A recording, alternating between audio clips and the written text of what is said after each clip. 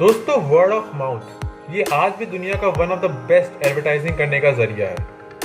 इस marketing technique में customers जो है आपके प्रोडक्ट या सर्विस की तारीफ अपने सराउंडिंग में करते हैं, जिससे आपका बॉटम लाइन, आपका सेल्स बढ़ता है। लेकिन आज डिजिटलाइजेशन की दुनिया में जब सोशल मीडिया का यूसेज और इंटरनेट का यूसेज इतना बढ़ चुका है, तो इसको एक बिल्कुल अलग लेवल पे लेके जाया गया है। और इसी चीज़ को एमएनसीज और बड़ी कंपनियां भी अच्छे से एक्सप्लॉइट करती है। जी हाँ दोस्तों, इसी चीज़ का नाम है इन्फ्लुएंसर मार्केटिंग। अब चाहे वो गेमर हो विद अ फोन या फिर कोई एथलीट हो विद अ हेडफोन, भाई ये चीज़ हर जगह दिखती है, लेकिन शायद हम इस चीज़ को नोटिस नहीं कर पाते। हम कंटेंट में इतना खो जाते हैं और शायद हम उस प्रोडक्ट को या फिर उस सर्विस को भी यूज़ करने लग जाते हैं विदाउट नोटिसिंग इट। तो भाई ये सब चीज़ को हम एक्सप्लोर करेंगे और इस इंडस्ट्री को क्यों फ्यूचर का इंडस्ट्री माना जाता है, फ्यूचर का मार्केटिंग इंडस्ट्री, ये सब जानेंगे इस वीडियो में। सो B with me.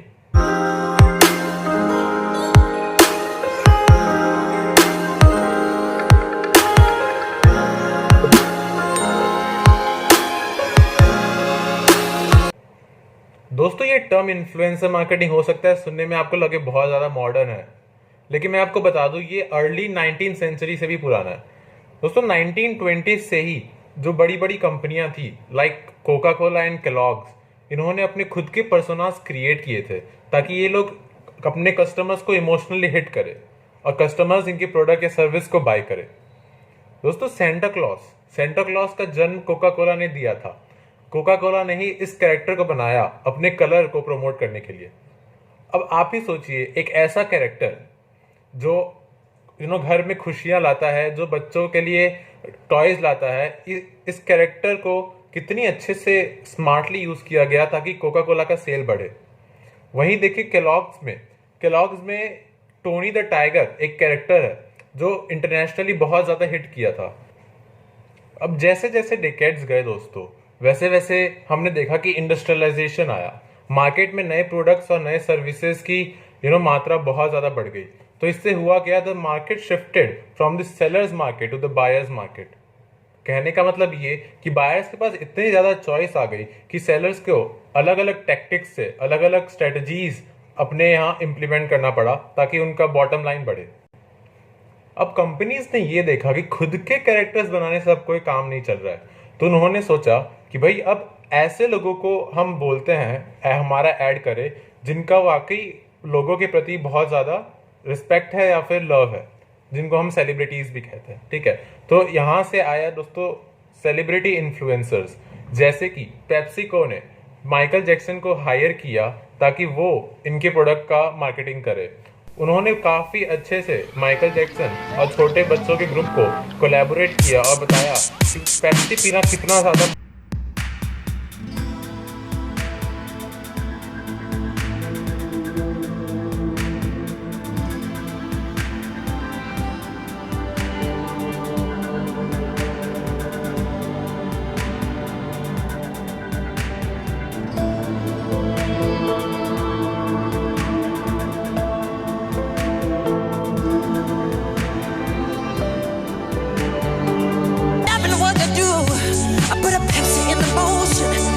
choice is up to you. Hey, you're the Pepsi generation. Girls are down and taste the thrill of the day and feel the Pepsi way. Taste the thrill of the day and feel the Pepsi way. Celebrity influencers आज भी काफी ज्यादा trendy है। हम आज भी देखते हैं कि सलमान खान कैसे रिलैक्सो का प्रचार कर रहे हैं और कैसे कैटरीना कैफ माजा का एडवर्टीजमेंट कर रही है। लेकिन आज हम ये एक और चीज देख रहे हैं, कैसे इन्फ्लुएंशियल मार्केटिंग एक नए चरण पे आ गई है, जहां पे जो मॉडर्न इन्फ्लुएंसर्स है, मॉडर्न इन्फ्लुएंसर्स का मतलब जो यूट्यूबर्स है, जो टेलीग्राम चैनल रन करते हैं, जो इंस्टाग्राम पेजेस हैंडल करते हैं, जो फेसबुक पेजेस हैंडल करते हैं, जो वाकई करंट वर्ल्ड में अपना इन्फ्लुएंस छोड़ते हैं, उन सबको हायर किया जाता है। बड़े बड़ी कंपनीज और इवन छोटे छोटे स्टार्टअप्स भी अपने हैसियत के हिसाब से ऑब्वियसली, ताकि वो अपने प्रोडक्ट या सर्विस की प्रमोशन करवा पाए।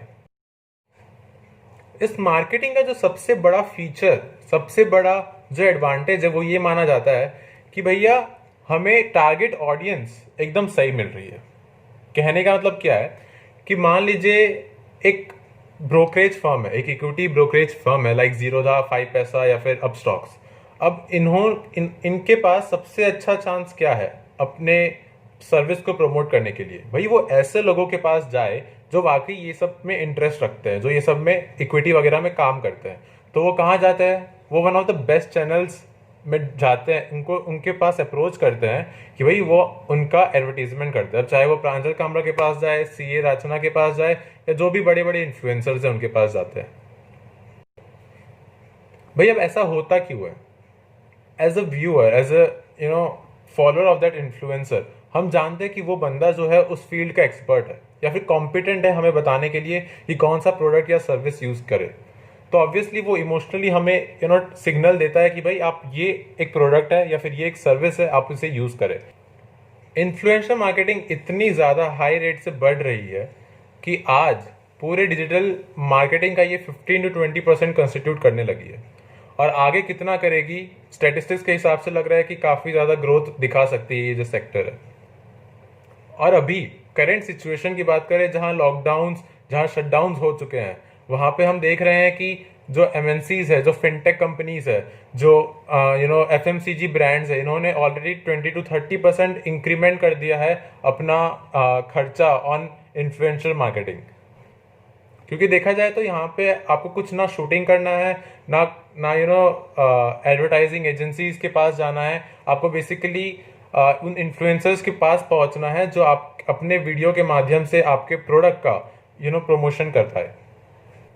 अब जब कोई मार्केट इतना ज़्यादा ग्रोथ दिखाती है, इतना ज़्यादा पोटेंशियल होल्ड करती है, तो ये बहुत ज़्यादा ऑब्वियस है कि बहुत सारे अलग अलग कंपनीज और स्टार्टअप्स इस ऐसे बिजनेस पे बेस हो जाएगी जो इस पे डिपेंड करती हो। जी हाँ, मैं बात कर रहा हूँ इन्फ्लुएंशियल मार्केटिंग एजेंसीज की। अब तक कहा यह जाता है कि जितनी ज़्यादा इन्फ्लुएंसर्स है उससे ज़्यादा पता नहीं इन्फ्लुएंशियल मार्केटिंग एजेंसीज है। ठीक है, अब ये करती क्या है मैं आपको समझाता हूँ। ये बेसिकली दो पार्टी से डील करती है, एक वो जो स्टार्टअप्स और बिजनेसेस है, और एक वो जो इन्फ्लुएंसर्स है। ये एजेंसीज उन स्टार्टअप्स और बिजनेसेस से एड कैंपेन रन करवाने का पैसा लेती है। और ये एड कैंपेन रन कैसे होता है? इन्होंने कॉन्ट्रैक्ट साइन किए हुए होते हैं उन इन्फ्लुएंसर्स से। वो बेसिकली इन्फ्लुएंसर्स को वही कॉन्ट्रैक्ट्स पास ऑन कर देते हैं ताकि ये इन्फ्लुएंसर्स अपने माध्यम, अपने मीडियम के थ्रू बता पाए उस प्रोडक्ट के बारे में, और ज़्यादा से ज़्यादा कस्टमर्स जो है इन बिजनेसेस और स्टार्टअप्स के पास जाए। और ये एजेंसीज वाकई चल भी रही है। जो बड़े बड़े कंपनीज हैं, एमएनसीज है, वो चाहते हैं कि उनका एड कैंपेन ज़्यादा से ज़्यादा अच्छा चले, और जो ये एजेंसीज है वो पूरा जिम्मेदारी अपने ऊपर ले लेती है और अपने हिसाब से इन्फ्लुएंसर्स को काम दे देती है, बांट देती है। लेकिन ये तो हो गई सारी अच्छी बातें दोस्तों। इन्फ्लुएंसर मार्केटिंग एजेंसीज हो या फिर इन्फ्लुएंसर मार्केटिंग खुद हो, हमने सारी अच्छी बातें और जो सुनने में अच्छी लगे वो सब बातें हमने डिस्कस तो कर ली है। अब आइए हम बात करते हैं कि भाई इसमें खामियां क्या है और क्यों बहुत सारे लोग, बहुत सारी कंपनीज इसको अवॉइड करना चाहती है। हम पहले ड्रॉबैक की बात करते हैं कि इस इन्फ्लुएंसर मार्केटिंग में दिक्कत क्या है। देखिए दोस्तों, इन्फ्लुएंसर्स जो होते हैं, जिन्होंने कॉन्ट्रैक्ट्स लिया हुआ है उन एजेंसी से, वो काफ़ी बार अनप्रोफेशनल बिहेवियर शो करते हैं। तो ये स्टैटिस्टिक्स बताता है कि कम से कम 2% जो इन्फ्लुएंसर्स है उनके साथ इन एजेंसियों को कॉन्ट्रैक्ट तोड़ना पड़ता है उस अनप्रोफेशनल बिहेवियर के हिसाब से।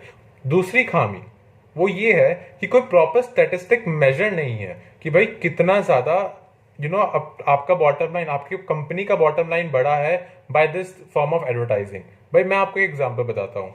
मेरे पास कोई कॉन्ट्रैक्ट आया, भाई इस प्रोडक्ट का एडवर्टाइजमेंट कर दो, मैंने आपको कर दिया, अब आपने सुन लिया। अब आप एक बात बताइए कि उस कंपनी को कैसे पता चलेगा कि मेरे बोलने से कितने लोग जो है उस साइट पे या फिर उनका जो प्रोडक्ट है वो उन्होंने यूज किया या फिर इवन विजिट किया। तीसरा ड्रॉबैक, और वो शायद मेरे हिसाब से सबसे सिग्निफिकेंट रीजन भी है, कि भाई जब कोई कंपनी इस फर्म के पास आए, इस इन्फ्लुएंशियल मार्केटिंग एजेंसी के पास आए, इतने पैसे वो पे करती है, ठीक है, ताकि उनका प्रमोशन हो। और ये एजेंसी उस इन्फ्लुएंसर को जिन्होंने अपना काफ़ी ज़्यादा फैन फॉलोइंग बढ़ाया है उनको पे करती है, ऑब्वियसली आफ्टर अ कट उनको पे करती है उनकी मेहनत के लिए। ठीक है, अब होता क्या है कि इन्होंने बीच में एजेंसी ने कितना ब्रोकरेज लिया, भाई इसका पता करना तो ऑब्वियसली इम्पॉसिबल है। तो ये क्या करता है, इनसिक्योर सी फीलिंग एटमॉस्फेयर में क्रिएट कर देता है कि ना अनसर्टेनिटी वाली सिचुएशन आ जाती है कि ना फर्म को पता है उन्होंने सही पैसे दिए हैं कि नहीं, ज्यादा पैसे तो नहीं दे दिए, उसका इफेक्ट आएगा भी कि नहीं आएगा। और वहीं जो इन्फ्लुएंसर है उसको भी लगता है पक्का कि भाई मुझे कम मिला होगा। ऐसे सिचुएशन में एक इन्फ्लुएंशियल मार्केटिंग एजेंसी ऐसी है जो वाकई निखर के आती है, बोलते हैं ना, किटूज इन्फ्लुएंशियल मार्केटिंग एजेंसी। भाई इन्होंने अपना काम काफी ज्यादा ओपन रखा है अपने मार्केट। अब ऐसी प्रॉब्लम्स है जो वाकई वरी क्रिएट करती है for the market and for the influencers also. इन सब चीज को डॉज करने के लिए कुछ सोल्यूशन है जो बहुत सारे आर्टिकल्स में प्रोवाइड किया गया है, वो मैं आपको बताना चाहूंगा। पहला ये कि हो सके तो उन कंपनीज को डायरेक्टली अप्रोच करना चाहिए इन्फ्लुएंसर्स को। जब एजेंसीज बीच में आती है तो मैंने बता दिया आपको ऑलरेडी कितने ज़्यादा प्रॉब्लम्स क्रिएट हो सकते हैं। और दूसरा प्रॉब्लम ये है कि भाई जो इन्फ्लुएंसर्स है उनके पास प्रॉपर ट्रेनिंग नहीं है कि वो कैसे कोई चीज़ को प्रमोट करे। फॉर एग्जाम्पल मैं आपको बताता हूँ कि जो मैंने अभी कुछ देर पहले किटूज इन्फ्लुएंसर मार्केटिंग एजेंसी का जिक्र किया था, ऐसी कोई एजेंसी है ही नहीं। मैं आपको बस इतना बता रहा था कि कैसे कोई चीज़ को प्रमोट किया जाए। अब मान लीजिए कोई किटू का होता भी, ऐसा कोई एजेंसी होता, उसने मुझे पे किया होता, तो मुझे ऐसे अपने वीडियो में बिठाना चाहिए, राइट, ताकि ऐसा ना लगे कि मैं कुछ प्रमोट कर रहा हूँ, ऐसा लगे कि मैं कुछ मेंशन कर रहा हूँ। अब हम अपने लास्ट सेक्शन पे आते हैं और इसके बाद हम इस वीडियो को रैप अप कर देंगे। दोस्तों, इन्फ्लुएंसर्स लोग जो है आजकल गलत तरीकों का इस्तेमाल करते हैं अपने फैन फॉलोइंग बढ़ाने के लिए। और वो फैन फॉलोइंग बेसिकली इस चीज के इसीलिए बढ़ा रहे हैं ताकि उनको ये एडवर्टीजमेंट मिले। फाइनेंशियल एक्सप्रेस के हिसाब से इंडिया में आपको अगर 10,000 फॉलोअर्स बढ़ाने हो इंस्टाग्राम पे तो आपको केवल 2,500 रुपए देने की जरूरत है। आपको बस सही जगह पहुंचना है वो चीज को करवाने के लिए। वैसे ही रिसेंटली न्यूज आया था कि बादशाह ने अपने एक जो नया वर्ल्ड रिकॉर्ड बनाया था, the most viewed video in first 24 hours, उसमें भी उस पर चार्जेस लगे कि उन्होंने गलत तरीके से व्यूज लेके आए थे अपने वीडियो पे और ये वर्ल्ड रिकॉर्ड बनाया था। जब ऐसे केसेस पब्लिक स्फीयर में आते हैं और वो भी इतने बड़े लेवल पे, तो ये ऑब्वियस सी बात है कि लोगों का जो विश्वास है वो इन्फ्लुएंसर मार्केटिंग पे कम होता था। अब इसका सोल्यूशन दोस्तों मेरे हिसाब से एक ही है। आप अगर किसी इन्फ्लुएंसर्स के पास पहुंचते हैं कि हाँ भाई मेरा प्रोडक्ट या फिर मेरा जो सर्विस है उसका एडवर्टाइजमेंट कर दो, तो आपका बस ये रिस्पॉन्सिबिलिटी नहीं है कि आप उसको बस दे दीजिए क्या बोलने का है और बस उसको पैसे दे दीजिए। आपका ये भी कर्तव्य है कि भाई आप उनको बताए, आप उनका जो कंटेंट है, बेसिकली जो उनका चैनल का जो कंटेंट है वो समझिए, वो पहले देखिए, समझिए कि उनका जो टारगेट ऑडियंस है वो क्या है। ऐसा तो नहीं है कि उनकी बस सब्सक्राइबर्स ही ज्यादा है। तो शायद ऐसी चीजों को ध्यान में रखकर सही इन्फ्लुएंसर को ढूंढा जा सकता है और अपनी इन्फ्लुएंशियल मार्केटिंग का सही इस्तेमाल किया जा सकता है।